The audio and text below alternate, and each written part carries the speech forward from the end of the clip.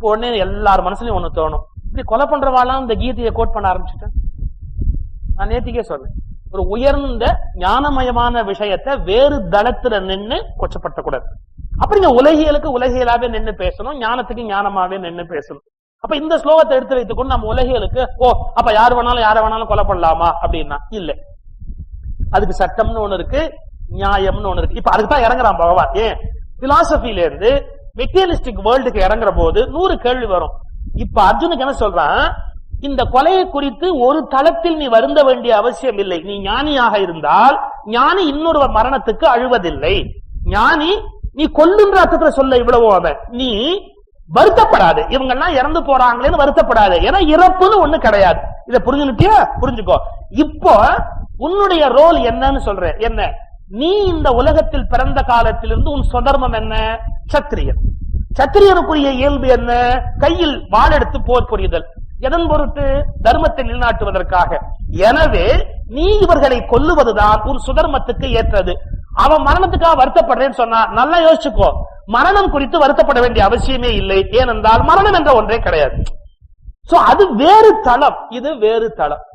இப்போ ஒரு high court judge ஒருத்தருக்கு டெத் சென்டென்ஸ் கொடுக்கிறாருன்னு வச்சுக்கோங்க, அவர் வருத்தப்பட முடியுமா? ஏன், நீதியின்படி இது பிழையானது, எனவே மரண தண்டனை கொடுத்தேன். அப்ப அவர் கீதையை படிக்கிற போது, நான் கொடுத்த மரண தண்டனை கூட அவன் செய்த பிழைக்காக தரப்பட்டது, நான் அவனை கொல்ல முடியாது, காரணம் ஆன்மா அழிவில்லாதது. அவர் நிம்மதியா தூங்கணும் இல்ல ராத்திரி? ஒரு விஷயத்தை ப்ரொனவுன்ஸ் பண்ணிட்டு நிம்மதியா போய் தூங்க போகணும் இல்லையா? ஆன்மா அழிவில்லாதது, எனவே அது என்னுடைய வேலை அல்ல. எந்த சரீரமும் மனமும் பிழைக்கு காரணமோ அது தண்டிக்கப்பட்டு விட்டது, முடிஞ்சு போச்சு. சோ கீதை வந்து 2 லெவல்ல டிராவல் பண்றது. ஒன்னு ஹைலி பிலோசாபிக்கல், இன்னொன்னு மெட்டீரியலிஸ்டிக் வேர்ல்டுக்குரிய இயல்பான வாழ்க்கை முறை, வாழ்வியல் முறை. இப்ப என்ன சொல்றான் பாருங்க, நீ ஒன்ன புரிஞ்சுக்கோ, ஞானத்தின்படி மரணம் என்ற ஒன்றே இல்லை. முடிஞ்சுதான். இப்ப உங்ககிட்ட வர உனக்கு அப்ளை பண்றேன். என்னன்னா, அவா இறந்து போறாங்க ஆங்கில விட்டுடு, இந்த செயலை நீ செய்யலாமா இல்லையாங்கிறது இப்ப பேசுவோம். எப்படி? நீ சத்திரியன் தானே, சத்திரனுடைய வேலை என்ன? சத்திரனுடைய வேலை தர்மத்தை நிலைநாட்டுறதுக்கு ஆயுதத்தை கையில எடுக்கிறது. அதுக்கு ஒரு ட்ரைனிங் கொடுத்தாங்க. எதுக்கு துரோணத்தை போனேன், எதுக்கு கிருபாச்சாரியாட்ட போனேன், எதுக்கு இத்தனை காரியமும் பண்ணினேன்?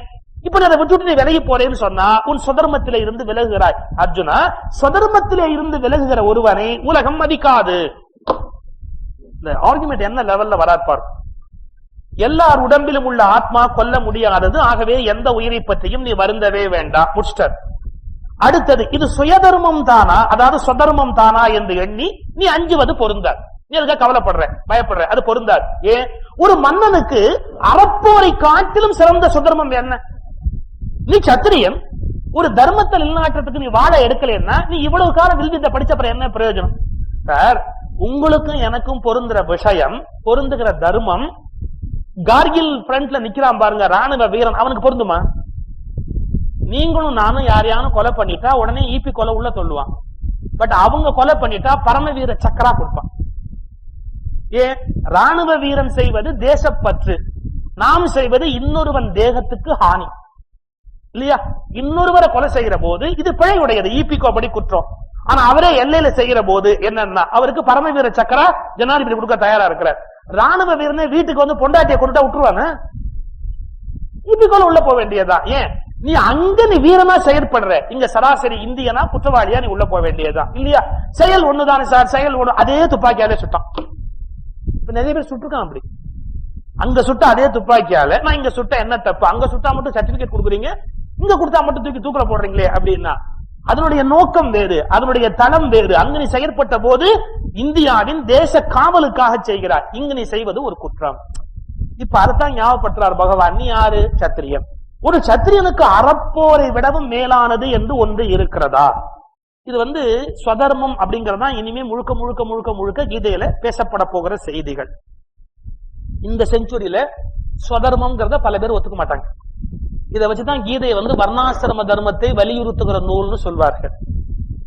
ஏகப்பட்ட என்ன சொல்லலாம், கல்லுவிட்டு எறிகிற வேலை, முட்டையை அடிக்கிற வேலை கீதை மேல ஏன் நடக்கிறதுனா இந்த இடத்த வச்சுதான். ஸ்வதர்மம்ங்கிறது என்ன, ஜாதி அடிப்படையில வந்ததா, பிறவி அடிப்படையில வந்ததா? அதைத்தான் கீதை வற்புறுத்துகிறதா? அப்ப எவனுமே வாழ்க்கையில முன்னேறக்கூடாதா? வெரி சாரி, ரொம்ப நுட்பமா கீதையை பார்க்க வேண்டிய இடம் இந்த இடம். ஸ்வதர்மம் என்பது எப்படி நிர்ணயம் ஆகிறது? ஸ்வதர்மம் அப்படிங்கிறது ஏற்கனவே கொடுக்கப்பட்டு விட்டதா, அவரவர்கள் சாய்ஸ்ல தேர்ந்தெடுக்க கூடியதா? நம்ம கணக்கு எப்படின்னா, பிறவியிலேயே ஒரு உயிர் சில இயல்புகளை பெற்று இந்த உலகத்துக்கு வருது. அதன் வழி கொஞ்சம் கொஞ்சமா இம்ப்ரூவ் ஆகி அது அடைய வேண்டிய ஞானத்தை பெற்று மேல போகணும். அப்ப பிறவியிலேயே அதனுடைய இயல்புக்கு ஏற்ப அது வளர்ந்து வருகிற போது இந்த உலகத்துல 4 கேட்டகரி இருக்கு. This is not by birth, I am very sorry, this is not by birth. ஆனா இந்த 4 கிளாசிபிகேஷன்ல அடங்காத உயிர்கள் உலகத்துல கிடையாது மனிதர்கள்ல. என்னன்னா, சிலர் எப்படின்னு கேட்டா, they are always they are after money. பணம் வேணும், பணம் வேணும், எல்லாம் எப்படியோ பணம் வேணும். எவன் எக்கேடு கட்டா என்ன, எவன் செத்தா என்ன, எவன் போனா என்ன, நீ என்ன பண்ண போற, பணத்திலே வீடு கட்ட போறியா, பணத்திலே ஏறி, அதெல்லாம் தெரியாது. I want to make money, I want to make money. பணம் பணம் பணம் பணம், அது என்னன்னா வைசிய இயல்பு. எல்லாம் பணத்துலதான், தனம் தனம் தனம், அதுலயே மனசு நிற்கும். நீங்க இன்னும் சில பேர் பாருங்க, எத்தனை கோடி கொடுத்தா கூட தர்மத்துக்கு விரோதமா ஒரு காரியம் பண்ண மாட்டாங்க. எத்தனை கோடி வேணாலும் கொடுக்கணும், முடியாது. எனக்கு பணம் பெரிய விஷயம் இல்லையா, அதுக்கான அந்த அயோகத்தை நான் பண்ண முடியாது. நீங்க ராமகிருஷ்ண பரமஹம்சருடைய அப்பா, அவர் கிராமத்தை விட்டு வெளியே வந்தார். ஏன் வந்தார் தெரியுமோ? அவங்க அப்பா 64 ஏக்கருக்கு மேல பூமி இருந்தது அவங்களுக்கு, அதை விட்டுட்டு வெளியே வர்றாரு கிராமத்தை விட்டு. ஏன் தெரியுமா? அந்த ஊர் ஜமீன்தார் இவ அப்பாவை கூப்பிட்டு ஒரு பொய் சாட்சி சொல்ல சொன்னான். ஒரே ஒரு பொய் சாட்சி. இப்ப நம்பால் வெளுத்து வாங்குவான். நீ ஒரு 64 ஏக்கர் தெரியா? 64 தடவை சொல்றேன். You won't believe. ஒரு பொய் சாட்சி சொல்லுங்கிற அந்த ஜமீன்தார், இவர் படித்தவர், உயர்ந்தவர், அந்தனர், இவர் சொன்னான்னா கோர்ட்ல எடுபடும். அந்த ஜமீன்தார் கட்டாயப்படுத்துறாங்க, சொல்லு நடக்கிறதே வேற. இரவோடு இரவாக அத்தனை நிலத்தையும் விட்டுட்டு குடும்பத்தோட வெளியில வந்தவர் ராமகிருஷ்ணனுடைய அப்பா. அப்ப அந்த மனுஷனுக்கு பணம் பெருசு இல்ல, பின்ன என்னன்னா சத்தியம் பெருசு. பணம் பெரிய விஷயம் இல்ல, பணம் பெரிய விஷயம் அல்ல, தர்மம் பெரிது என்று நம்புகிற இயல்புடையவன் எவனாயினும் அவன் அந்தனனே. இது அந்தன மனோநிலை. அவங்களுக்கு சத்தியம் பெருசு, நேர்மை பெருசு, எதை எழுந்தாலும் சரி, அவங்க வேற எந்த நாட்டமுமே கிடையாது, உன்னதமான அந்த அறம் மட்டுமே முக்கியம். அந்த மனோநிலையில இருப்பது அந்தன தன்மை. பவர், எப்படியாவது பவர்ல இருக்கணும்.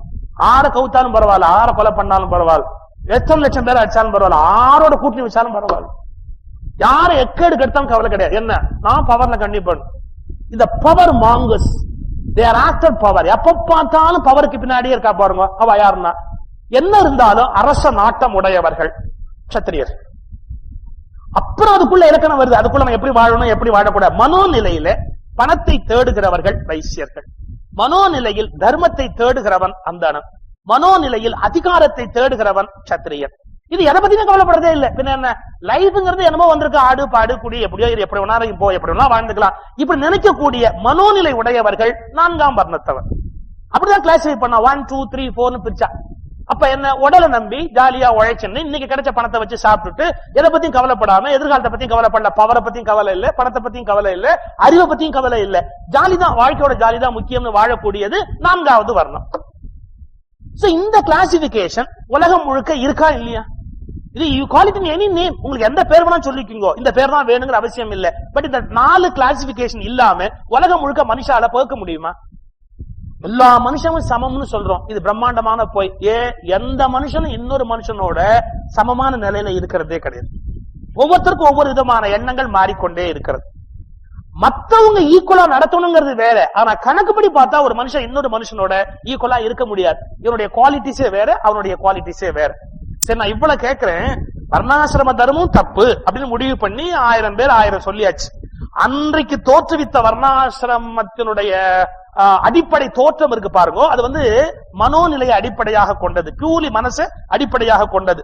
அப்புறம் அது பிறவி ஜாதியா மாறிச்சு, இத்தனை சிக்கலுக்கு அது காரணமாச்சு. சரி, இப்போ அதெல்லாம் தப்புன்னு சொல்லி பேசின எத்தனையோ பேர்த்த ஒரே ஒரு கேள்வி கேட்கிறேன். இன்னைக்கு நீங்க அட்மினிஸ்ட்ரேஷன் நடத்துறதா இருந்தா, எங்க 4 கிளாசிஃபை பண்ணாம எந்த கவர்மெண்டாவது அட்மினிஸ்ட்ரேஷன் பண்றதா?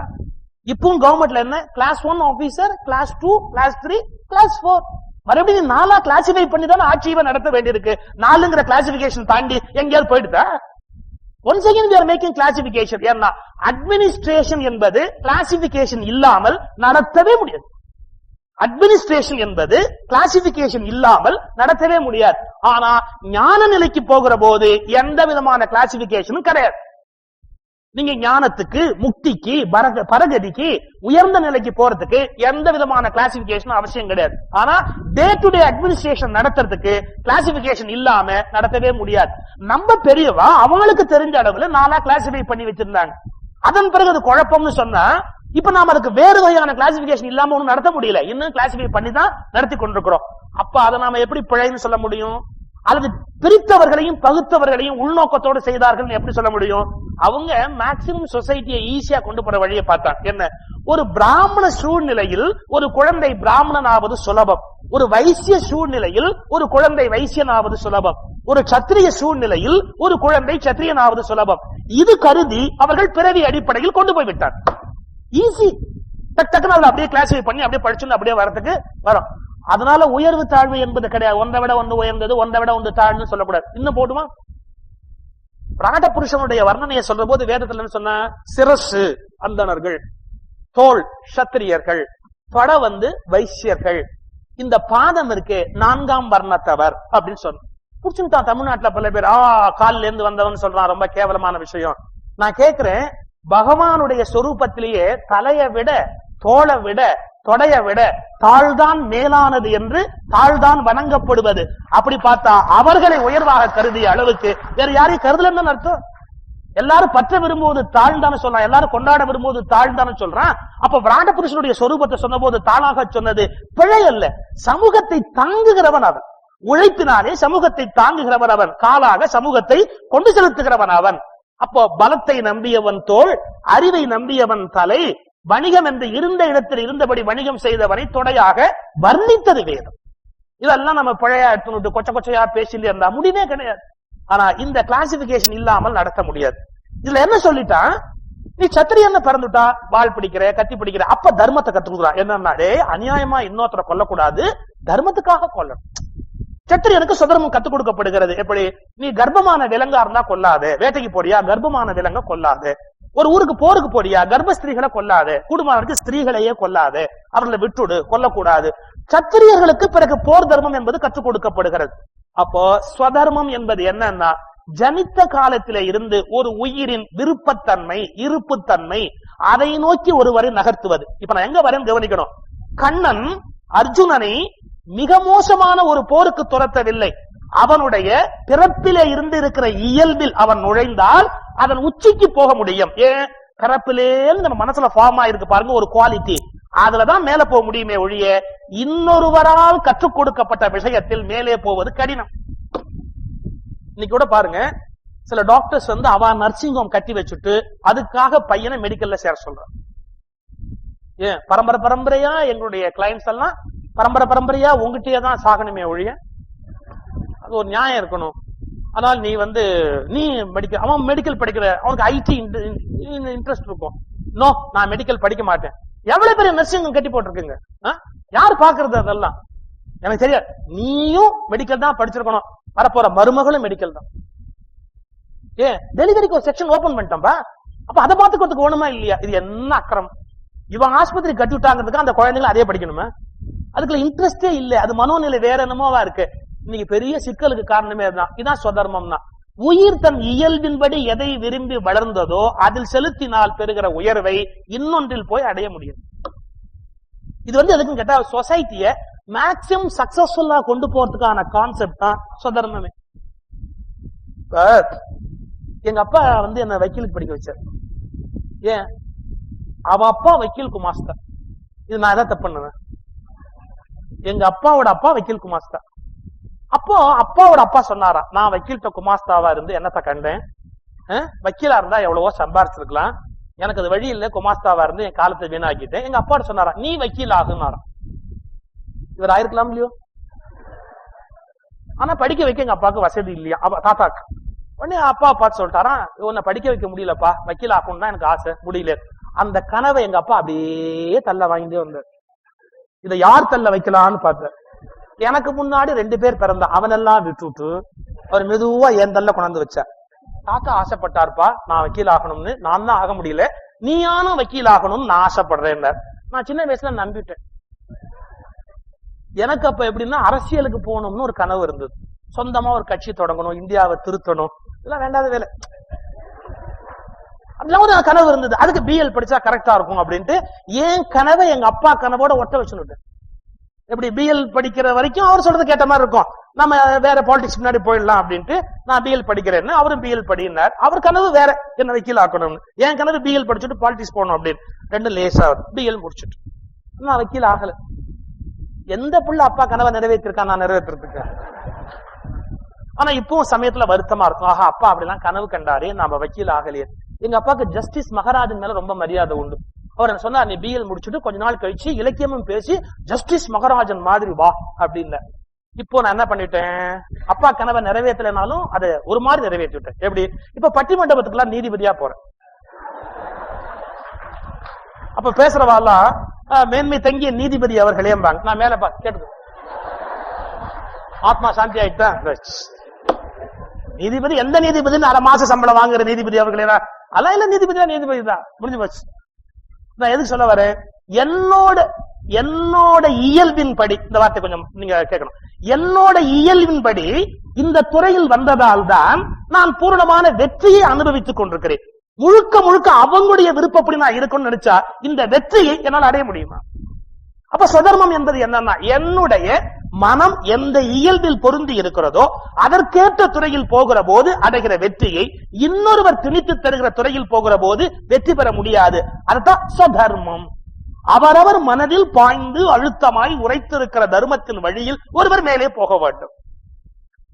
இங்க இன்னொரு ஆச்சரியமான விஷயம், ஒரு வீட்டு கூடம், அந்த வீட்டு கூடத்துல ஈஸ்டர்ல பெரியவர் சாஞ்சின்னு இருக்காரு, அந்த குடும்பத்து பெரியவர் சாஞ்சின்னு இருக்காரு. சின்ன பையன் குட்டிமி வச்சுட்டு இருக்கான், காதுல கடுக்கன் போட்டிருக்கான், கழுத்துல துராட்சை கொட்டை கட்டியிருக்கான், இடுப்புல ஒரு சின்ன வேஷ்டி கட்டி இப்படி கையை கட்டி நிக்கிறான் அந்த குழந்தை. அவனை பார்த்து அந்த பெரியவர் கேட்டார், ஈஸ்டர்ல சாஞ்சிருந்த பெரியவர் கேட்டார், ஏய் என்ன படிக்க போற? சமஸ்கிருதம் படிச்சா மேல் லோகத்துல நன்னா இருக்கலாம், இங்கிலீஷ் படிச்சா இங்கேயே நன்னா இருக்கலாம். அப்ப பிரிட்டிஷ்காரன் ரூல் நடக்கிறது இந்தியால. அதனால சொல்றாரு அவர், மெட்டீரியலிஸ்டிக்கா சக்சஸ்ஃபுல்லா வர போறியா, பிலசாபிக்கலா சக்சஸ்ஃபுல்லா வர போறியா? அது கேட்கிறார். சமஸ்கிருதம் படிச்சா மேல நன்னா இருக்கலாம், நீ இங்கிலீஷ் படிச்சா பூமியில நன்னா இருக்கலாம், என்ன பண்ண போற? அந்த பையன் சொன்னான், தமிழ் படிக்க போறேன். ஒரு கோவம் வந்துடுது. ஏன் அப்படின்னார், இங்கிலீஷ் படிச்சா இங்க நன்னா இருக்கலாம், சமஸ்கிருதம் படிச்சா அங்க நன்னா இருக்கலாம், தமிழ் படிச்சா ரெண்டு இடத்துலயும் நன்னா இருக்கலாம். யாரு? டாக்டர் உவே சாமிநாத ஐயர். அவர்தான் டாக்டர் உவே சாமிநாத ஐயர். கொஞ்சம் யோசிச்சுங்க, டாக்டர் உவே சாமிநாத ஐயர் தமிழ் படிக்காமல் போயிருந்தால் பிறர் படிப்பதற்கு தமிழே இல்லாமல் போயிருக்குமே. பிறர் படிப்பதற்கு தமிழே இல்லாமல் போயிருக்குமா இல்லையா? அப்ப அந்த குழந்தை மனசுல கனன்று எழுந்த நெருப்பு இருக்கு இல்லையா, அதன்படி விட்டதால தான் இவ்வளவு பெரிய சாதனையை டாக்டர் உவே சாமிநாத ஐயர் சாதிக்கிறார். அதைத்தான் சுதர்மம் நான் சொல்ல வரேன். சுதர்மம் என்பது ஒரு ஆன்மா கருவுற்று ஜனித்த காலத்திலே இருந்து அதனுடைய மனதில் ஒரு கனல் இருக்கும், அந்த கனல் வழி அது போகிற போது அடைகிற வெற்றியை இன்னொருவர் ஏற்றி கொடுக்கிற இரவல் நெருப்பால் ஒருபோதும் அடைய முடியாது. இதத்தான் சுதர்மம்ங்கிற கான்செப்ட்ல பார்க்கணும். என்ன சொல்றாரு, ஏன் இப்போ சத்திரியனா இருக்கிற அர்ஜுனன் போர் பண்ணல? நான் ஒரு கேள்வி கேட்கட்டுமா? மகாவீரர் ஜெயின மதம் ஸ்தாபிச்சாரு, அகிம்சா மூர்த்தி, சத்திரியர் தெரியுமா? புத்தர் அகிம்சையை சொன்னாரு, சத்திரியர். ஆனா அவெல்லாம் போர் பண்ணணும்னு நினைக்கலையே. இன்னும் பச்சையா சொன்னா புத்தர் மகாவீரர் என்ன அந்தனனுக்குரிய வாழ்க்கைக்கு போயாச்சு, அகிம்சையை கடைபிடிச்சு தர்மத்தை நிலைநாட்டி ஒரு பிராமணனுக்குரிய அந்தனனுக்குரிய வாழ்க்கைக்கு புத்தரும் மகாவீரரும் போயிட்டாரு. என்ன ஒண்ணு யோசிக்கணும். என்ன சொல்றான் சைக்காலஜில, 3 வயசுக்குள்ள உங்க மனசுல பதிகிற பதிவுகள் தான் காரணம். அர்ஜுனன் இந்த இளமை காலம் வரையில் கத்தி, சண்டை, ரத்தம், இன்னொருவரை வீழ்த்துவது, தலை கொய்வது சந்தோஷமா செஞ்சவன். ஆனா புத்தரோ மகாவீரரோ சின்ன வயசுல கூட இன்னொருவரோட போட்டி போடுன்னு சொன்னா அது தப்புன்னு விலகினவர். அப்ப அந்த உயிரின் இயல்பு அந்தனத்தன்மை புத்தருக்கும் மகாவீரருக்கும் இயல்பிலே இருந்துட்டு அதான் ஞானியா போகிறார்கள். சத்திரிய வம்சத்தில் பிறந்தாலும் தங்கள் சுதர்மம் அந்தனத்தன்மை என்று கண்டுபிடித்துக் கொண்டு ஞானியாக போகிறார்கள். ஆனா அர்ஜுனன் ஞானி அல்ல. Basically is a warrior. எப்பவுமே சண்டை போடல டேஸ்ட் உடையவன். கீதை முடிஞ்சதுக்கு அப்புறம் சண்டை தான் போட போறான். அவன் போட சண்டை எவனே போட போறது இல்ல. இப்ப டெம்பரவரியா கன்ஃபியூஸ்ட் ஸ்டேஜ்ல என்ன சொல்றான், சத்திரியனா இருந்து கொண்டு பிராமணனுக்குரிய தன்மையை பேசிக் கொண்டிருக்கிறான். என்ன யுத்தம் என்பது அநீதியானது, அது குழப்பத்தை தருவது, உயிர்களை எல்லாம் கொல்லக்கூடியது, மறிந்து போவார்களே, இறந்து போவார்களே அகிம்சை பேசுறான். பகவான் சிரிச்சான், உன் சுதர்மம் என்னடா? நீ யாரு பேசிக்கலாம்? ஹார்ட் டு ஹார்ட் நல்லா உள்ள போய் பாரு. நீ எப்படிப்பட்ட நிலையில வளர்ந்த, நீ என்ன விஷயத்துக்காக போராடி இருக்க? உன் வாழ்க்கை முழுக்க சத்திரிய தன்மையோடு வாழ்ந்திருக்கிற. சத்திரியனுடைய இயல்பு என்ன அப்படின்னா யுத்தத்தில் மரணம் அடைதல். இப்போ அந்தனத்தன்மை என்பது என்னன்னா பழுத்த பழமாகி ஒட்டுறவு இல்லாமல் மனதில் சன்னியாசம் பெற்று துறவு நிலையில் முக்தி அடைதல். அப்போ ஒவ்வொருவருக்கு ஒரு மனோநிலை இருக்கு இல்லையா? சத்திரியன் எங்கடா சாகணுங்கிறா? போர்க்களத்துல சண்டை போடப்ப செத்து போயிடணும். அதான் சத்திரியனுக்குரிய வெற்றி. அக்பருடைய தர்பார்ல 2 ரஜபுத்திர வீரர்கள் வர்றாங்க, சத்திரியர்கள். மான்சிங் பக்கத்தில் நிக்கிறார். அப்ப அக்பர் 2 பேரும் கண் அப்படி ஒளியோட இளம் பிள்ளைகள் வந்து நிக்கிறாங்க. நாங்கள் சத்திரியர்கள், நாங்கள் உங்களுக்கு ஏதாவது நல்ல காரியம் செய்ய விரும்புறோம், எங்களை நீங்க சேர்த்துக்கணும். அப்ப அக்பர் கேட்டார், என்னிடத்துல நீங்க வேலை பார்க்கணும்னு சொன்னா சுத்த வீரனா இருக்கணும். நீங்க வீரருங்கிறது நான் எப்படி நம்புறது? அதுக்கு என்ன அத்தாட்சி இருக்குன்னார். நீங்க வீரருங்கிறதுக்கு நான் எப்படி நம்புறது? அதுக்கு என்ன அத்தாட்சி இருக்குன்னார். You won't believe. 2 பேரும் கத்தி எடுத்தான், ஒருத்த சண்டை போட்டான், ஒருத்த குத்துனா, செத்து கீழ விழுந்துட்டான். அக்பர் இதை எதிர்பார்க்கவே இல்லை, கதறிட்டார். மான்சிங் கேட்டார், நான் சாதாரணமா தானே கேட்டேன், என்ன அத்தாட்சின்னு தானே கேட்டேன். அதுக்கு மான்சிங் பதில் சொன்னா, சத்திரியன் யுத்தத்தில் சாவதுதான் அத்தாட்சியே. நீ என்ன சத்திரியன்னு கேட்டல்ல? ஆமா, ப்ரூவ் பண்ணிட்டான். நீ இதுக்கு மேல அவன் பேசுறதுக்கு இடம் இல்ல. அவங்க பேசுறது பழக்கம் கிடையாது. கத்தி தான் பேசும், மரணம் தான் பேசும், மோட்சம் தான் பேசும். அவங்கிட்ட போய் இனிமே எந்த சத்திரியன் அப்படி கேட்காதேன்னா மான்சிங் அக்பர். ஆனா அக்பர் இந்தியாவை பத்தி வச்சிருந்த அபிப்பிராயங்களை மாத்திக்கிட்டே வந்தார். பாபருக்கு இந்தியாவை பத்தி அபிப்பிராயங்கள் வேற, மட்டமான அபிப்பிராயம். ஆனா அக்பருக்கு இந்தியாவை பத்தி வசதியான அபிப்பிராயம். ஏன்னா அப்பதான் இந்தியாவை கவனிக்கிறார், இந்தியா எப்படி இருக்குங்கிறதெல்லாம் அக்பர் கவனிக்கிறார். அப்போ ஒரு சத்திரியன் என்பவன் நான் வீரன், நான் நினைத்தால் அதை சாதிப்பவன் அப்படின்னா நீ சத்திரியனே இல்லன்ட்டான். பூவிட்டு இமீடியட்லி என்ன ஒருத்த குத்தம் செத்து போயிட்டான், சண்டை போட்டா 2 பேரும் கீழே விழுந்துட்டான். இப்ப அதத்தான் பகவான் சொல்றாரு, டேய் நீ பேசிக்கலாவே சத்திரிய தன்மையோட வளர்ந்தவன் தானே, அப்ப நீ வாள் எடுத்து வில் எடுத்து செய்ய வேண்டிய யுத்தத்தை செய்யாம பேடி மாதிரி ஒளிஞ்சுக்கிட்டே இருந்தா அப்ப நீ என்ன சத்திரியன்? பார், நீ இப்ப தத்துவம் பேசுற, நீ பேசுறதுக்கான கால நேரம் எதுவுமே இது இல்ல. இது ரொம்ப முக்கியமான விஷயம். அதை முதல் நாளே சொல்லிருக்கணும். வித்ரா பண்றதா இருந்தா எலெக்ஷன்ல கூட ஒரு டைம் வச்சிருக்கான், அதுக்குள்ளதான் வித்ரா பண்ணணும். இப்ப அர்ஜுனன் நேரம் கட்ட நேரத்துல வித்ரா பண்றான். எப்படி? சங்கு முழங்கியாச்சு, குதிரையெல்லாம் கணிச்சாச்சு, 7-11 அக்ரோனி எழுத்தாப்புல வந்து நின்னாச்சு, அவங்க நின்னாச்சு. யுத்தம் ஸ்டார்ட் பண்ண போகுது, ஏன் சங்கே முழங்கிட்டான். இப்ப போய் யுத்தம் சரியில்லைன்னா இது என்ன நியாயம்? இப்ப நான் இங்க வந்து பேசணும்னு சொல்லி ரமேஷ் சுவாமி மணி இவங்க எல்லாம் போன் போட்டு வரணும்னு சொல்லி, சரி சந்தோஷம். ஏன்னா இங்க பேசுற சந்தோஷமே தனி. எத்தனை ஊர்ல நம்ம பேசினாலும் இங்க பேசுற சந்தோஷம் தனி. இந்த இடம் அப்படி, மக்கள் அப்படி. இந்த ஒடுக்கத்தூர் மடத்துக்குன்னே ஒரு சாநித்தியம் உண்டு, இந்த இடத்துக்குன்னே ஒரு சாநித்தியம் உண்டு. இந்த சந்தோஷம் எல்லாத்துக்கும் வரும்னு சொல்ல முடியாது. ஒரு உபச்சாரத்துக்காக சொல்ற வார்த்தைகள். இவ்வளவு ஹெவியான விஷயம் தமிழ்நாட்டுல மற்ற இடத்துல பேசவே முடியாது. அவ்வளவு நுட்பமா கேட்டு இருக்கு. அது ஒரு பெரிய பாக்கியம் இல்லை. வரேன்னு சொல்லி எல்லாம் ஏற்பாடு பண்ணி எல்லாம் மக்கள்லாம் வந்தாச்சு. இப்ப நான் இங்கேருந்து வந்து மேடைக்கு வந்து, பெரியோர்களே தாய்மார்களே, கீதை ரொம்ப பெரிய விஷயம், அதை பேசுவதற்கு அடியனுக்கு தகுதி இல்லை, எனவே மன்னிக்க வேண்டுகிறேன். வணக்கம். ரமேஷ் என்ன கேட்பா, இத போன்லயே சொல்லப்படாத, உனக்குதான் தகுதி இல்லைங்கிறத ஒய்ஃப் ஞாபகப்படுத்திட்டே இருப்பாள். அப்போ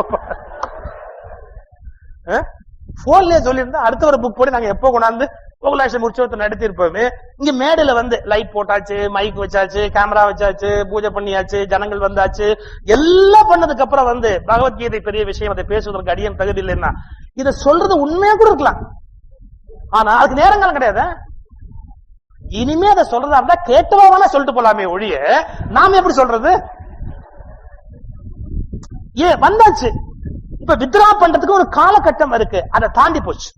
இப்ப வந்து சொல்றான் என்ன, யுத்தத்திலே நான் விலக விரும்புறேன் அப்படின்னு. இப்ப அவனுக்கு அதுக்கான வாய்ப்பு கொடுக்க முடியாது.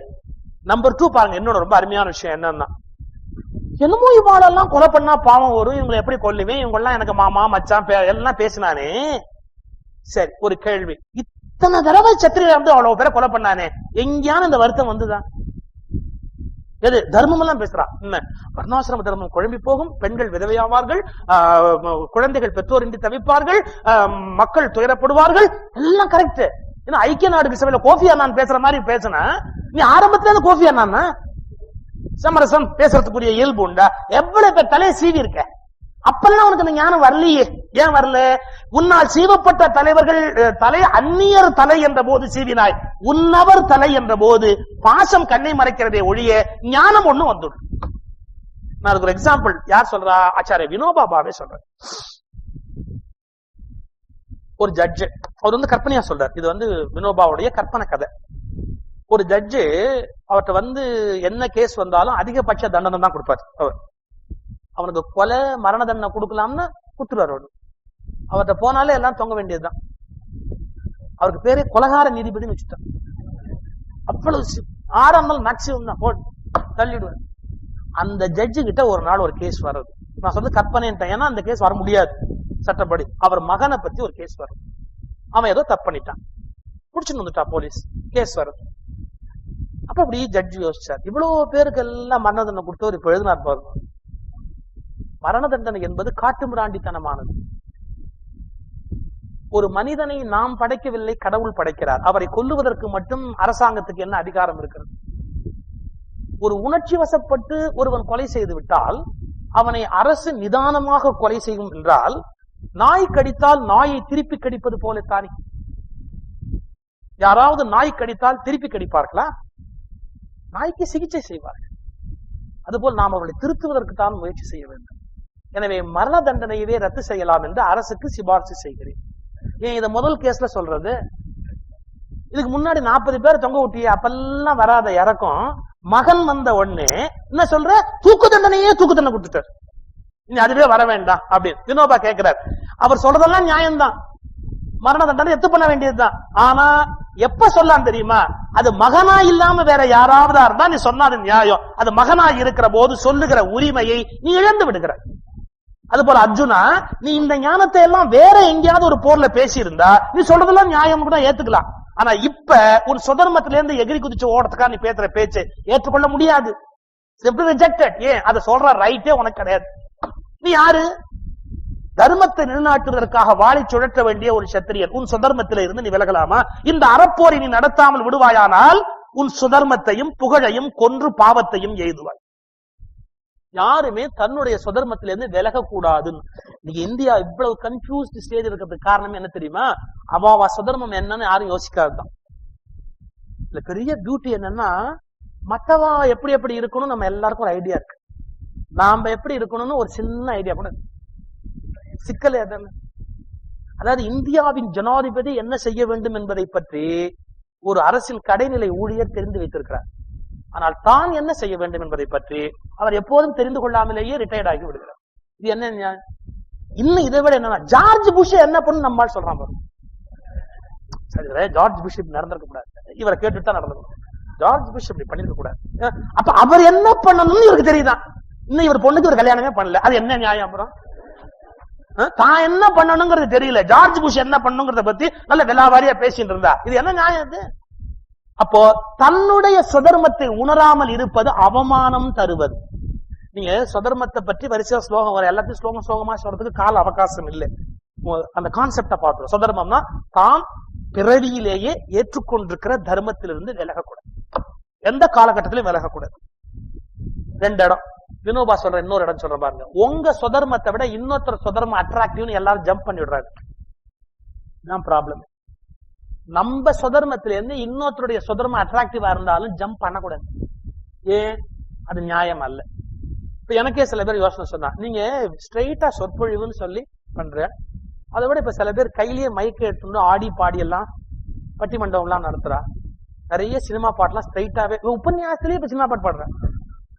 ஏன்னா கிரௌட கூட்டணும். அந்த கிரௌடெல்லாம் அப்படிப்பட்ட கிரௌடெல்லாம் வரப்படாதுன்னு தான் உபன்யாச மேடையே வந்தது. சினிமா பாட்டு பாடினா கிரௌட் எல்லாம் ஜாஸ்தியா வரும் அப்படிலாம் பிளான் பண்ணிருக்கா எத்தனையோ பேர். கிரௌட் புல்லிங்கா என்னென்ன பண்ணலாம். எனக்கு ஒருத்தர் யோசனை சொன்னார், நீங்க இது மாதிரிலாம் ட்ரை பண்ணி பாருங்களேன், ஏன் ஒரு கோமாளிக்குள்ள கூட தலைமையில வச்சு விடுறேன், அப்படி ஒரு கிரௌட் வந்துதான் என்ன, வராட்டி என்ன? நல்ல விஷயங்களை சொல்றதுக்கு நான் இதை தளமா எடுத்துக்கணுமே ஒழிய பெரிய கூட்டத்தை கூட்டத்துக்காக இன்னொருத்த டெக்னிக்கை நான் பின்பற்றலாம்னு சொன்னா என் சுதர்மத்திலிருந்து நான் விலகுகிறேன்னு பொருள். அதுக்கு எனக்கு அதிகாரம் கிடையாது. தன்னுடைய சுதர்மத்திலிருந்து விலகி இன்னொருத்தனுடைய சுதர்மத்தை பார்த்து அது ஒரு காமெடியினுடைய வேலை, அது கூட்டம் சேர்த்து சில்லற பண்ண வேண்டிய ஒரு பெரிய வேலை, அது என்னுடைய வேலை அல்ல. அப்ப நான் அதை பின்பற்ற முடியாது. இன்னைக்கு இந்த ஒரு கன்விக்ஷன் எல்லாருக்கும் வந்தாகணும். என்ன, இதை விட அது லாபகரமா இருக்கும் போல் இருக்கு, அதை விட அது லாபகரமா இருக்கும் போல் இருக்கு. இன்னொருவர் சுதர்மம் அட்ராக்டிவா இருந்தா கூட, லாபகரமா இருந்தா கூட என் மனோநிலை அதில் வாழ இடம் கொடுக்காதுன்னு நாம நம்பணும். இதுக்கு வினோபா சொல்றாரு பாருங்க, அது தங்க மீனாகவே இருந்தாலும் தண்ணீரில் தான் மீன் வாழ முடியுமே ஒழிய தான் தங்க மீன் என்பதற்காக பாலில் வாழ முடியாது. Golden fish, I will live in milk, எனக்கு பாலை கொண்டாங்க அப்படின்னா வாழ முடியுமா?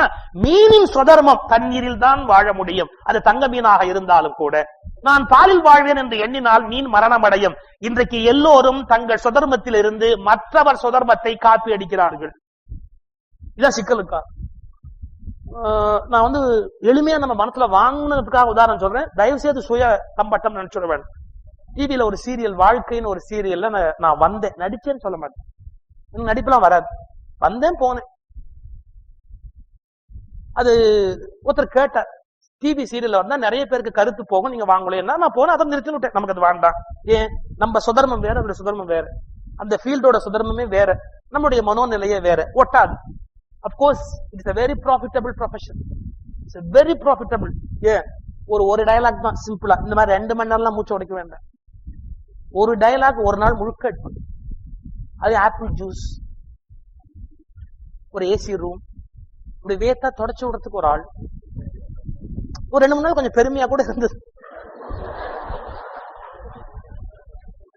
ஆனா என்ன வேஸ்ட், என்ன வேஸ்ட்?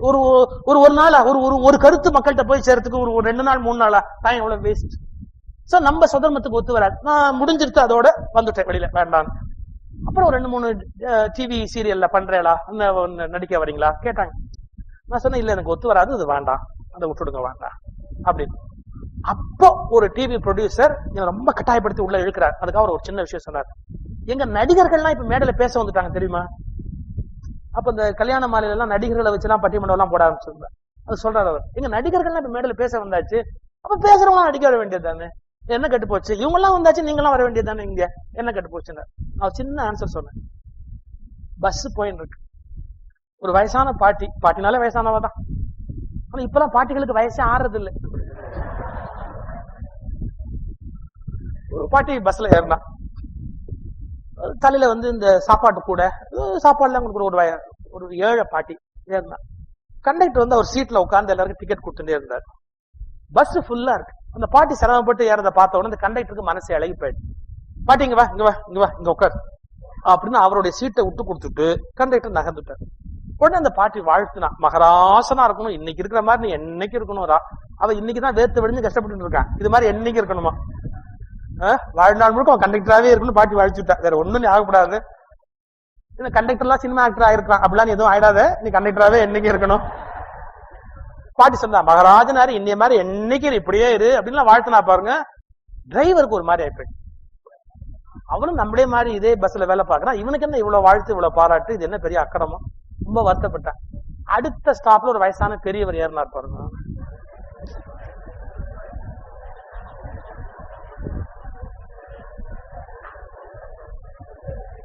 அதான் சொன்னேன், இதுதான் சபை. நான் அதான் சொல்லி முடிச்சேனா,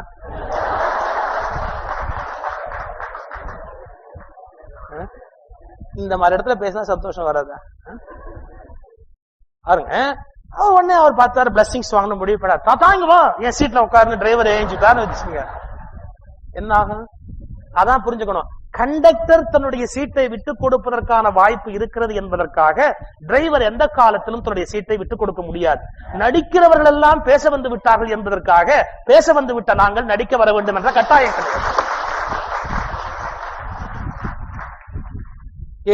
அவரவர் சுதர்மத்திலிருந்து அரை அங்குலம் கூட நகரக்கூடாது. ஒரு நாடு சரியா இருக்கணும்னா ஜனாதிபதி ஜனாதிபதியா இருக்கணும், பிரைம் மினிஸ்டர் பிரைம் மினிஸ்டரா இருக்கணும். அதே மாதிரி முக்கியம், எதிர்கட்சி தலைவர் எதிர்கட்சி தலைவரா இருக்கணும் இல்லையா? ஒவ்வொருவரும் அவங்கவுங்க நிலையில நின்று அவங்கவுங்க காரியத்தை பண்ணினா ஒரு தேசம் எவ்வளவு பெரிய அபிவிருத்தியை நோக்கி போக முடியும். கடைநிலை ஊழியர் ஒரு கலெக்டருடைய நிலைக்கு வர வேண்டும் என்று ஆசைப்படுவார், தவறு இல்லை. அவர் ஒரு கலெக்டர் போலவே நடந்து கொள்ளுகிறார். அப்ப என்ன ஆகும்? கடைநிலை ஊழியர் கடைநிலை ஊழியராக நடந்து கொள்ளாமல் கலெக்டரை போல் நடந்து கொண்டால் ஆவது குற்றம் அல்ல, ஆகாமலேயே நடந்து கொண்டால் ஒரு தேசம் என்ன கதிக்கு போய் முடியும்? அவரவர் சுதர்மத்தில இருந்து விலகி விட்டதால் தான் இந்தியா இன்றைக்கு விபத்துக்குள்ளாகி இருக்கிறது. இது மீண்டும் காப்பாற்றப்பட வேண்டும் என்று சொன்னால் சுதர்மத்திலிருந்து விலக முடியாது என்ற எண்ணத்தை ஒவ்வொரு மனிதனும் ஆழமாக உணர்ந்து தீர வேண்டும். இந்த சுதர்மத்தை பற்றி தான் இந்த பகுதி முழுக்க.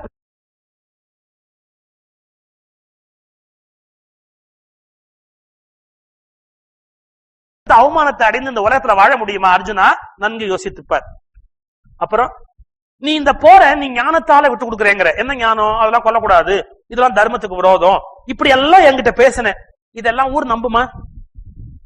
ஊர் நம்புமா? வாண்டா நீ விட்டு கொடுத்துருக்கிறேன்னு யாரா நம்புவார்களா? அர்ஜுனன் போருக்கு போனா அங்க எல்லாரையும் பார்த்து பயந்து வந்துட்டான். நீ என்னதான் விட்டு கொடுத்தாலும், நீ விட்டு கொடுத்தேன்னு ஒரு இடத்துல ஒருத்தராவது ஒரு வார்த்தை சொல்ல போறாங்களா? கிடையவே கிடையாது. நீ என்ன நோக்கத்துக்காக இதை பண்றியோ அதுக்கு நேர்மாறான அவமானம் தானே உனக்கு வரப்போறது. நீ பயந்து போய் போரை விட்டு விலகியதாக பெரும் தேர் வீரர்கள் கருதுவார்கள். அவர்களால் மதிக்கப்பெற்ற நீ இந்த கருத்தினால் சிறுமை நிலை எய்துவாய்.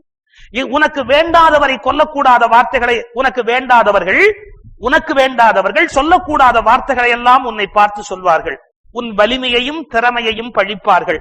அதை விட கொடிய துன்பம் என்ன இருக்க போகிறது அர்ஜுனா? கொல்லப்பட்டால் சொர்க்கம்.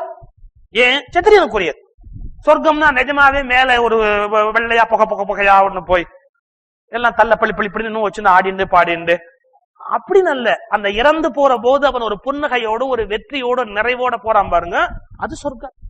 ஏன்? I have completed my job. எந்த குறையும் இல்லாம திருப்தியா போறேன்னு போறான் பாருங்க, அதை விட என்ன சொர்க்கம்? ஐயோ விட்டுட்டு போறேன்னு வாழ என்ன கறிக்கு போவா? அது நரகம். அது நரகம். நிம்மதியா நிறைவா கம்ப்ளீட்டட் மை ஜாப், எல்லாம் முடிச்சா நடக்க வேணா கரெக்டா நடந்திருக்கு. என்னால என்ன அதிகபட்சம் பண்ண முடியுமா எல்லாம் நல்லதும் பண்ணிட்டேன், நான் போயிட்டு வரேன் அப்படின்னு சொல்லிட்டு போறா பாருங்க, அதெல்லாம் சொர்க்கம். நீ அடையக்கூடியது என்ன? கொல்லப்பட்டால் சொர்க்கம், வெற்றி பெற்றால் ராஜயோகம். இல்லையா நீ ஜெயிச்சுட்டியா உனக்கு ராஜ பதவி. கொல்லப்பட்டால் சொர்க்கம், வெற்றி பெற்றால் ராஜயோகம். எனவே போர் செய்ய துணிந்து விடு, எழுந்து நில், போரை தொடங்கு. நீ இதுல இருந்து விலகி ஓடுறேன்னு சொன்னா உன்னால இதுல இருந்து விலகி ஓட முடியாது. நீ ஓடினாலும் உன்னுடைய நியாய அநியாயத்தை இந்த உலகம் புரிந்து கொள்ளாது. எனவே நீ கண்டிப்பாக உன்னுடைய சுதர்மத்தில இருந்து விலகக்கூடாது அப்படிங்கிற அந்த கருத்தை வற்புறுத்தி சொன்னார் பகவான் ராமகிருஷ்ணர். சுதர்மத்தை பத்தி ஒரு அருமையான சின்ன நிகழ்ச்சி சொல்றார். நீ என்னதான் உலகத்துக்காக என்னுடைய சுதர்மத்தை நான் விட்டு கொடுக்குறேன்னு சொன்னாலும் அது சரியில்லை. இதுக்கு ஒரு உதாரணம் சொல்றார் பாருங்க. ஒரு சாது தண்ணில நதியில நீராடி கொண்டிருந்தார். மேல இருந்து ஒரு தேள் மரத்துல இருந்து கீழே விழுந்துட்டு உடனே அந்த தேளை காப்பாத்தணும்னு அந்த சாது நினைச்சு இந்த கையை உள்ள விட்டு அந்த தேளை அப்படி தூக்குனார். பொட்டுன்னு கொட்டிட்டு ஆனு கதறிட்டு கீழே விட்டார். மறுபடியும் அந்த தேள் துடிச்சது பாருங்க, மனசு கேட்கல, காப்பாத்தலான்னு கையை அப்படி கொடுத்தா மறுபடியும் கொட்டுறது. இப்ப கரையில இருந்து ஒருத்தர் சொன்னான், சாமியாரே உனக்கு அறிவு இருக்கா? 100 தடவை காப்பாத்தினாலும் தேள் போட்டும், சனியனை விட்டு தலை செத்து போட்டும். அப்ப அந்த சாது ஒரு வார்த்தை சொன்னார், தேள் கொட்டுகிற தன்னுடைய இயல்பை விடாத போது காப்பாற்றுகிற என்னுடைய இயல்பை மட்டும் நான் ஏன் விட வேண்டும்? தேள் அதோட இயல்பை விட்டுச்ச, கொட்டுறது அதனுடைய சுவாபம் செஞ்சுட்டு இருக்குல்ல. அப்ப காப்பாத்துறது மனுஷ சுவாபம் தானே, நான் செய்ய வேண்டாம? இன்னைக்கு எல்லாரும் என்ன சொல்றான், ஆபீஸ்ல ஏன் அவன்லாம் பாக்குறான்னா, அவன் வேலை பார்க்காம இருக்கிறான், அவன் நான் மட்டும் ஏன் பார்க்கணும்? அவன்லாம் அப்படி ஆயிட்டா நான் எப்படி போகணும்? எல்லாரும் மற்ற வேலை மேற்கோள் காட்டுறா, அவங்க எல்லாம் செய்யாத போது நான் ஏன் செய்யணும்? ஒரு சின்ன செய்தி, இன்னைக்கு எல்லாரும் என்ன சொல்றா, நாடு முழுக்க ஊழல் ஆயிடுச்சு சார், ஒரே மோசமா போயிட்டு எல்லாம் நாடே கட்டுப்பிடிச்சு, எல்லா பையனும் அயோக்கிய பையன், இது எல்லாரும் சொல்றாங்க, நாடே ரொம்ப மோசம். இல்ல பாருங்க, இதுல 3 ஸ்டேஜ் இருக்கு. நாடு கெட்டு போயிடுச்சுன்னு சொல்லிட்டு தானும் கெட்டு போயிடுறது, இப்படி சில பேர் உண்டா இல்லையா? இன்னும் சில பேர் எப்படின்னா, நாடு கெட்டு போயிடுச்சு அதனால இந்த நாட்டுக்கு எனக்கு சம்பந்தமே இல்லை, இது இன்னொரு கேட்டகரி. 3வது ஒரு கேட்டகரி ரொம்ப கம்மி, என்னன்னா அதுதான் இந்த கெட்டதுக்கு மத்தியிலையும் இந்த பூந்து கஷ்டப்பட்டு வெளியில வந்து இந்த நாட்டை எப்படியாவது மாத்துறது. இந்த நாடு அடிமை நாடா இருந்தது, வெள்ளக்காரன் வச்ச சட்டம்னு இருந்தது. அப்ப ஆமா வெள்ளக்காரனை மீறி நம்ம ஒண்ணும் பண்ண முடியுமான்னு கேட்ட போது அந்த வெள்ளக்காரனோட ஒத்து போய் சம்பாரிச்ச எத்தனை பேர்? நமக்கு வெள்ளக்காரனுக்கு சம்பந்தமே இல்லை, கவர்மெண்ட் எதிர்த்துக்க வேண்டாம், வீட்டிலேயே பேசாம இருப்போம், அமைதியா இருந்தவங்க எவ்வளவு பேர்? அந்த வெள்ளக்காரனை உள்ள போற மாதிரி போய் எதிர்த்து சண்டை போட்டு இந்த நாட்டை மீட்டு ஒரு கொடியை கொண்டு போய் ஏத்தி இந்த நாடு சுதந்திரமான நாடுன்னு சொன்னவா எத்தனை பேர்? Very few. இப்ப 3 வகை இருக்குல்ல ஒரு பிரச்சனையை அணுகிறதுல. ஒரு சின்ன உதாரணம் சொல்லுவா. ஒரு பையன் ஒரு மாம்பழம் கல்ல விட்டு எறிஞ்சான். மாம்பழம் கல்ல விட்டு எறிஞ்ச உடனே அந்த மாமரத்துல இருந்து மாம்பழம் விழுந்தது. ஆனா எங்கன்னா ஒரு சேத்துல போய் விழுந்துச்சு. இவன் அடிச்ச கல்லு சேத்துல போய் விழுந்துச்சு. இந்த பயலுக்கு மாம்பழம் கிடைக்கல, கல்லும் உள்ள போயிடுச்சு சேத்துக்குள்ள, பழமும் உள்ள போயிடுச்சு. வருத்தமா அந்த பையன் அப்படியே போயிட்டான். ஆனா பாருங்க, கல்லு போச்சே ஒழிய அந்த சேத்தோட ஒட்டவே இல்லை. சேரு வேற, இது கல்லு வேற, தனியும் அதை போட்டுக்கு அப்படியே நின்றுச்சு. 8 வருஷம் கல்லு கல்லாவே இருக்கும், ஒன்னும் மாறாது. ஆனா மாம்பழம் உள்ள போச்சு பாருங்க, மேல இருந்த அந்த பழ பகுதி எல்லாம் இருக்குல்ல, அது சேத்துல அழுகி சேத்தோட சேரா கரைஞ்சு அப்படியே சேரோட சேராவே அப்படியே உள்ள போயிடுது அந்த மாம்பழத்தோட மேல் பகுதி. ஆனா அந்த கொட்டை இருந்து இல்லையா விதை, அது மட்டும் என்னன்னா அது எப்படி நாம இதோட கரையிறது அப்படின்னு வெயிட் பண்ணி அந்த தண்ணி அந்த சேத்துக்குள்ளேயே இருந்து மெதுவா முழிச்சு உள்ள ஒரு வேரை இறக்கி திறந்து இலைய விட்டு கிட்டு கிட்டு கிட்டு கிட்டு கிட்டுன்னு வளர்ந்து ஒரு பெரிய மரம் ஆயிடுச்சு. ஒரே பிரச்சனை தான், ஆனா கல்லு வேற மாதிரி அணுகிடுச்சு. எப்படி சேத்துக்குள்ள போய் தனியா தான் மட்டும் தனியா, நான் சேரு இல்லப்பா, நான் சேரு இல்ல. சொசைட்டி சொல்றான் பாருங்க, எல்லாம் அயோக்கிய பையன், நான் அயோக்கிய பையன் இல்லப்பா, நான் ஒண்ணு ரொம்ப நேர்மையா நான் ஒண்ணு. ஆனா என்ன கல்லு, அதெல்லாம் கல்லு, சொசைட்டியோட ஒட்டல. சில பேர் அவன் வாங்குறான் நானும் வாங்குறேன், அவன் வாங்குறான் நானும் வாங்குறேன், அதெல்லாம் அழுகிய பழம், அதெல்லாம் அழுகிய பழம். இந்த அழுகலுக்கு மத்தியிலும் உயிர்த்து எழுந்து மீண்டும் பழத்தை கொண்டு வருகிறதே, அந்த வித்தை போல் நம்மில் எத்தனை பேர் இருக்க போகிறோம்? அந்த விதையை போல இந்த அழுகலுக்கு மத்தியிலும் ஒரு உன்னதமான உயர்ந்த மனிதனாக மாறி வெளியில் வரப்போகிறவர்கள் நம்மில் எத்தனை பேர்? இதுதான் சுதர்மம் சொல்றேன். நாம் வித்தாக இருந்தால் மீண்டும் முளைத்து பழங்களை உண்டு பண்ணுவோம். வெறும் பழத்தின் மேல் பகுதியாக இருந்தால் சமூகத்தோடு கலந்து விடுவோம். கல்லாக இருந்தால் சமூகத்தை விட்டு விலகி நிற்போம். எனவே எந்த விதமான தவறுகளையும் நியாயப்படுத்திக் கொண்டே இருப்பது நியாயம் அல்ல. ஊரெல்லாம் கெட்டு போச்சு சார், நானும் கெட்டு போறேன், இது சுதர்மம் அல்ல. கெட்டு போவது வேணா அவனுடைய சுதர்மமா இருக்க முடியும், ஆனா காந்தியின் சுதர்மம் அது அல்ல, திலக்கரின் சுதர்மம் அது அல்ல, நேதாஜியின் சுதர்மம் அது அல்ல. நான் காந்தியை போல், நேதாஜியை போல், நான் பாலகங்காதர திலக்கரை போல் இந்த சமூகத்தின் அழுகலில் அழுகி போகாத ஒரு வித்து என்று அவரவர் சுதர்மத்தை அவரவர் அடையாளம் கண்டு கொள்வதுதான் கீதைக்கு சரியானபடி நாம் தருகிற ஒரு மரியாதை. மீண்டும் நம்மிலிருந்து ஒரு புதிய இந்தியா விழித்து எழுந்து மேலே வந்தாக வேண்டும், அது காலத்தினுடைய கட்டாயம். இந்த சுதர்மத்தை முழுக்க சொல்லி முடிச்சார் பகவான், நிறைய எல்லாம் சொல்லி முடிக்கிறார். சுதர்மம்னா என்ன அப்படின்னு சொல்லி முடிச்சுட்டு இப்ப அடுத்தாப்புல என்ன சொல்ல போறாருன்னா, அதை அனுஷ்டானத்துக்கு கொண்டு வருகிற, அதை வாழ்க்கையின் நடைமுறைக்கு கொண்டு வருகிற நிறை ஞானியினுடைய லட்சணங்கள். இப்ப முதல்ல என்ன சொன்னார், ஆத்மாவின் லட்சணம். அதை பேசிய பகுதிக்கு சாங்கியம்னு பேர். சாங்கியம்ங்கிறது பிலாசபி, 6 தர்சனத்துல ஒண்ணு, கபிலராலே தரப்பட்டது, ஒழுங்குபடுத்தப்பட்டது, எண்ணிக்கைன்னு பொருள். அதாவது ஆத்ம தத்துவத்தை விளக்கி சொல்லி ஆத்மா எப்படிப்பட்டது என்று பேசிய முதல் பகுதி சாங்கியம். அதற்கு அடுத்த பகுதி அதை நடைமுறைப்படுத்துகிற யோகம் என்பது என்ன, அதை நடைமுறைப்படுத்துகிறவன் எப்படிப்பட்ட தன்மையிலே அவன் அதை பின்பற்ற முடியும், ஸ்வதர்மம் என்பதுதான் அதை நடைமுறைப்படுத்துகிற வாழ்வியல், 2வது பகுதி. 3வது, அப்படி நடைமுறைப்படுத்திய ஸ்தித பிரஜனாகிய ஞானியின் லட்சணங்கள் என்ன. இது 54 இருந்து 72 வரை இருக்கிற ஸ்லோகங்கள் அதை நமக்கு விளக்கி சொல்லுகிறது. ஒரு ஞானி, ஞானினா யாரு? ஸ்தித பிரஜன். அவன் எப்படி இருக்கிறான்? ஆசைகளை அகற்றி ஆத்மாவில் ஆத்ம திருப்தி அடைகிறவன் ஸ்தித பிரஜன். மற்ற எதுவுமே அவனுக்கு முக்கியம் இல்லை. ஆத்மாவில் லயித்தல், ஆத்மாவிலேயே தன்னை அடையாளம் காணுதல், சரீரமாக அல்ல. அந்த ஆத்மாவில் ஆத்ம திருப்தி அடைகிறவன் ஸ்தித பிரஜனாக இருக்கிறான். அவன் எப்படி இருக்கான்? துன்பத்தில் துடிப்பதில்லை, இன்பத்தில் மகிழ்வதில்லை. அவன் என்னென்ன இல்லாம இருக்கிறான்? பற்று, பற்றினால் வருகிற அச்சம், அச்சத்தின் வழி பிறக்கிற சினம், இப்படிப்பட்ட 3ஐயும் விட்டவனாக உறுதியான உள்ளம் உடையவனாக இருக்கிறான். இதெல்லாம் ஞானிக்கு லட்சணம். சித்தப்பிரஜன் யாருன்னா கோபம் வரக்கூடாது. நீங்க அவன் சினம் எப்ப பிறக்குதுன்னு கேட்டா, ஆசை இருந்தாதான் சினமே பிறக்கும். அந்த ஆசையோடு சேர்ந்து ஒட்டிக்கிட்டு இருக்கிறது தான் சினம். ஒருத்தங்க ஆசை இல்லைன்னா சினம் என்பது வர முடியாது. நான் சொல்றது தார்மீகமான கோபங்கள் அல்ல, இயல்புல பொருள்களை இழக்கிறோமேன்னு வருகிற கோபம். ஒரு சன்னியாசி கோபம் இல்லை அப்படின்னு சொன்னார். ஒரு யாகம் நடத்திட்டு இருந்தார். வச்சுக்கோங்க, ஆர்வனா பெரிய மனுஷன் வச்சுங்களேன், ஒரு யாகம் நடத்திட்டு இருந்தார். அப்போ ஒரு பையன் இங்கேருந்து வந்தான். இந்த மாதிரி சாதுக்களை வம்புழுக்கிறதுக்குன்னே 2 பையன் இருப்பான். அவன் அவர் பார்த்து ஒரு கேள்வி கேட்டான், உங்க முகத்துல அருள் கொட்டுறதே ஒரு 1/2 லிட்டர் புடிச்சுக்கிட்டுமான்னு. இவ்வளவு கிண்டல். அவர் சொன்னார், ஏன்பா இப்படிலாம் பேசுறே அப்படின்றார். இல்ல உங்களுக்கு கோபமே வராதுன்னு சொன்னாங்க, அதுக்காகத்தான் வந்தேன். எனக்கு என்னமோ இங்க இல்ல அந்த யாகம் முடிஞ்சிருக்கு. அவன் ஒரு கேள்வி கேட்டான், இங்க ஒரு நெருப்பு பொறி மிச்சம் இருக்கேன்னா, ஒரு நெருப்பு பொறி மிச்சம் இருக்கே அப்படின்னு. அவர் சொன்னார், இல்ல எல்லா பொரியும் அணைச்சாச்சு, இங்க பொரியே இல்ல. இல்ல இருக்கு அப்படின்னு. நான் இல்லேன்னு சொல்றேனே உனக்கு விளங்கலையா இருந்தார். இல்ல இருக்கிற மாதிரி தெரியறது. இல்லப்பா இங்க ஒண்ணு நெருப்பு பொறி எல்லாம் ஒண்ணும் மிச்சமே இல்ல. இல்ல எனக்கு ஒரு டவுட், கண்டிப்பா நெருப்பு பொறி இருக்கு, நீங்க மறைக்கிறீங்க. எவ்வளவு நேரம் இதே ஆர்குமெண்ட் கேட்டுட்டே இருக்க முடியும்? ஒரு எல்லைக்கு அப்புறம் சொன்னார், இல்ல இல்ல இல்ல இல்லன்னு சொல்றேன், இல்ல இல்ல இல்லன்னு சொல்றேன்.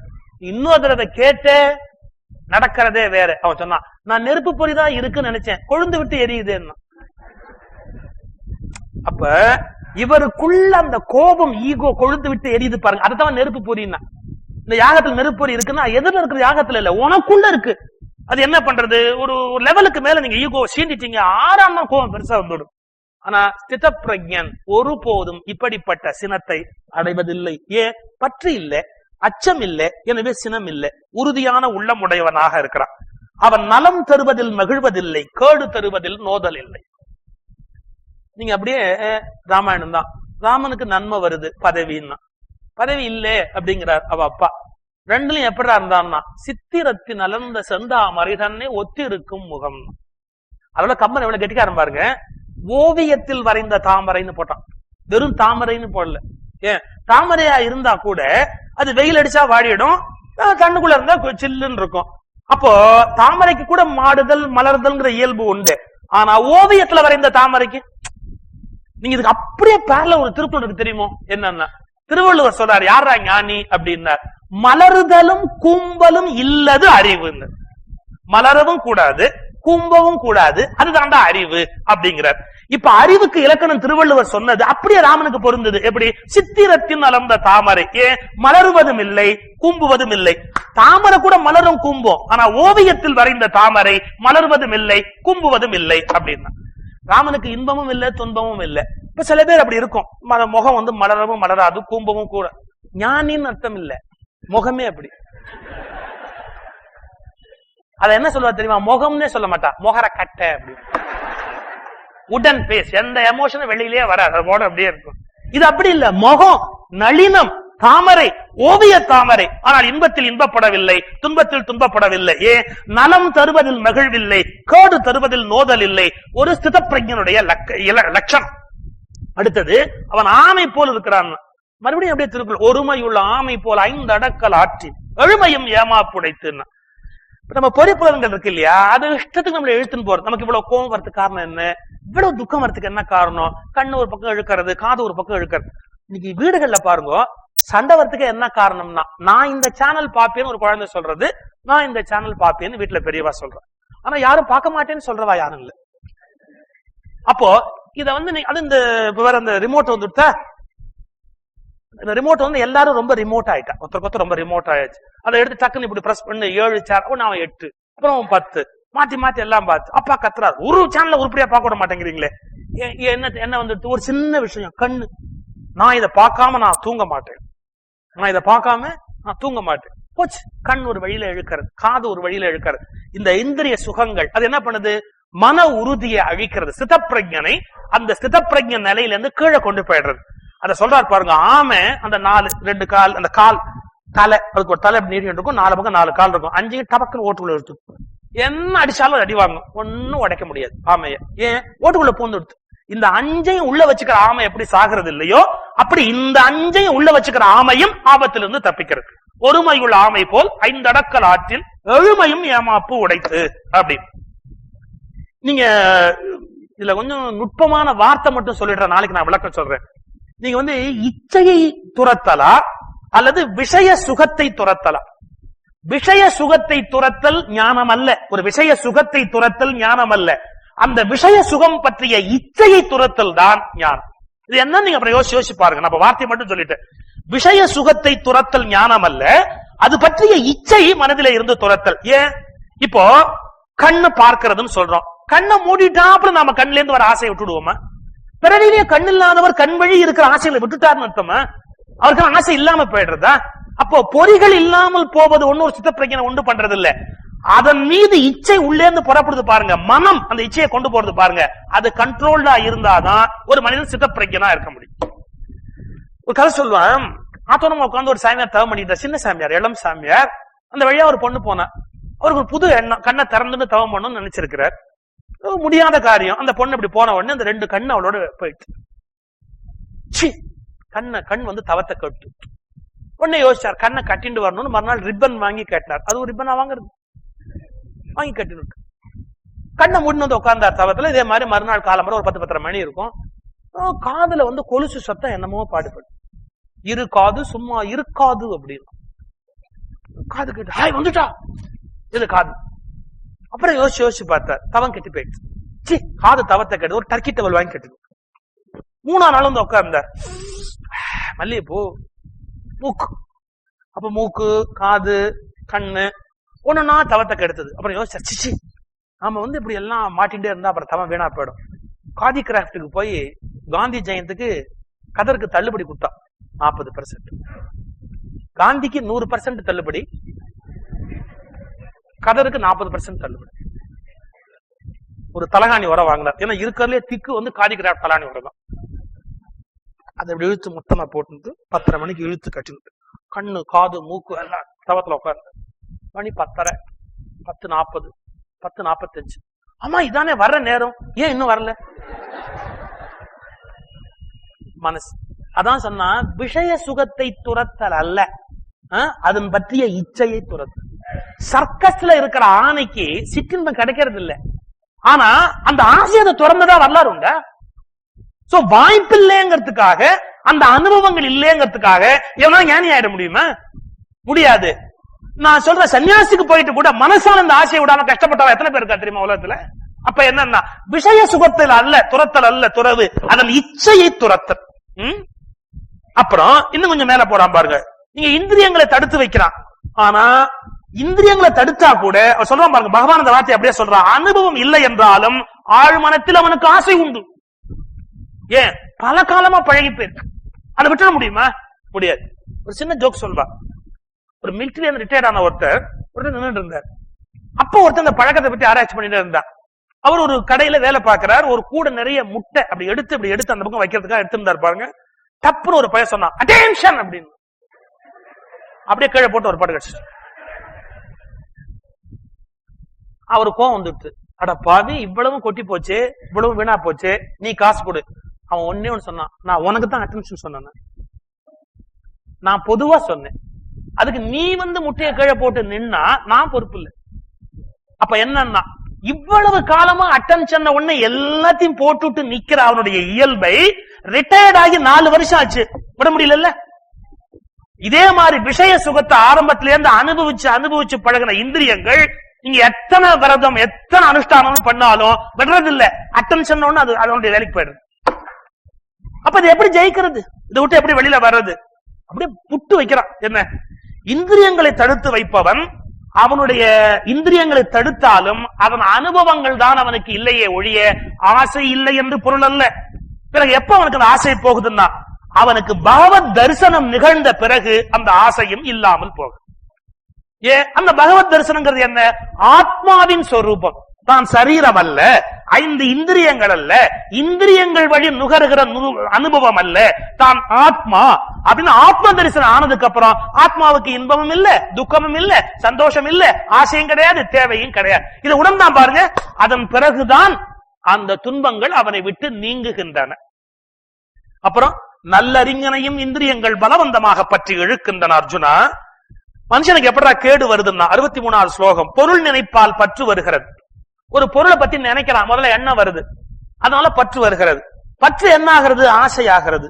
ஆசை என்ன ஆகிறது? சினமாகிறது. சினத்தால் மனக்குழப்பம் வருகிறது, குழப்பத்தால் நினைவின்மை வருகிறது, நினைவின்மையால் புத்தி நாசமாகிறது. அதனால் அவன் அழிவை நோக்கி பயணப்படுகிறான்.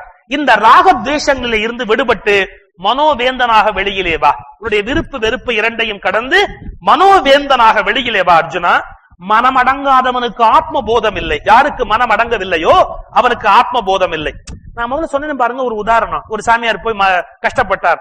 அப்படியே தாய்மானவருடைய பாட்டுல இருக்கு. என்ன? சினமடங்க கற்றாலும் சித்தி பல பெற்றாலும் மனம் அடங்க கல்லார்க்கு வாயேன் பராபரமேன். கோத்தை ஜெயிச்சுட்டே இருந்தார், சித்திகள்லாம் வந்து கொடுத்திருந்தார். எல்லாம் சரி, மனசு அடங்குச்சா சுவாமி? இல்ல. மனம் அடங்க கல்லார்க்கு வாயேன் பராபரமேன். எனவே மனம் அடங்காதவனுக்கு ஆத்ம போதம் இல்லை, ஆத்ம பாவனையும் இல்லை, ஆத்ம தியானம் இல்லாதவனுக்கு சாந்தி இல்லை, சாந்தி இல்லாதவனுக்கு இன்பம் எப்படி இருக்க முடியும்? கப்பலை காற்று எப்படி அலைக்கழிக்கிறதோ அப்படி இந்திரியங்களை மனது தொடர்ந்து அலைக்கழித்துக் கொண்டிருக்கிறது. புலன்களிலிருந்து பொறிகள் பிரித்துக் கொண்டவன், பொறிகளை புலன்களில இருந்து பிரித்துக் கொண்டவன். அறிவு நிலையானது. அப்படியே சொல்லிட்டே போறா. சித்தப்பிரஜனுடைய லட்சணத்தை ரொம்ப இம்பார்ட்டன்ட். நமக்கெல்லாம் எது இரவோ அது ஞானிக்கு பகல், நமக்கெல்லாம் எது பகலோ அது ஞானிக்கு இரவு. என்ன? நாம எந்தெந்த விஷயத்துல விழிச்சிருக்கிறோமோ அதுல எல்லாம் ஞானி தூங்குறான்.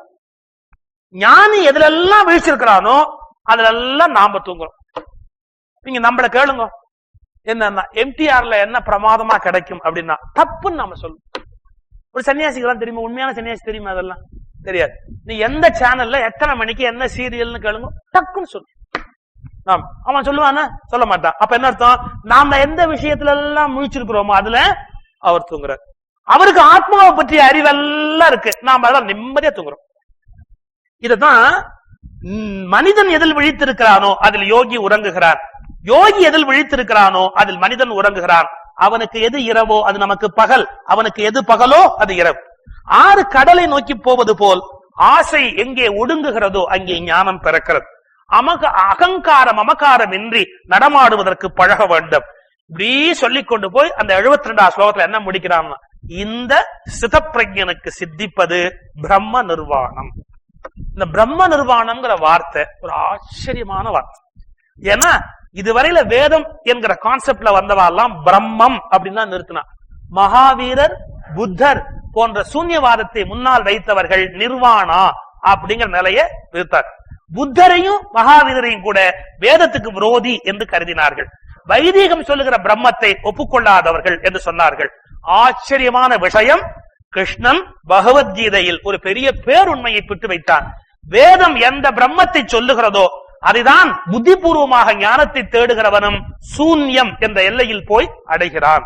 எனவே நிர்வாணம் என்று சொல்லப்படுவதும் பிரம்மம் என்று சொல்லப்படுவதும் வெவ்வேறு அல்ல என்று இந்திய தத்துவ முறைகள் எல்லாவற்றையும் ஒருங்கிணைத்து காட்டிய உன்னதமான பகுதி அந்த சாங்கிய யோகத்தினுடைய கடைசி ஸ்லோகம். இப்படிப்பட்ட ஞானி பிரம்ம நிர்வாணத்தை எய்துகிறான். அந்த அளவுல இன்றைய சிந்தனையை நிறைவு செய்து மற்றவற்றை நாளை சிந்திப்போம். ஹரே ராம ராம ராம ஹரே ஹரே, ஹரே கிருஷ்ண கிருஷ்ண கிருஷ்ண ஹரே ஹரே, ஹரே ராம ராம ராம ஹரே ஹரே.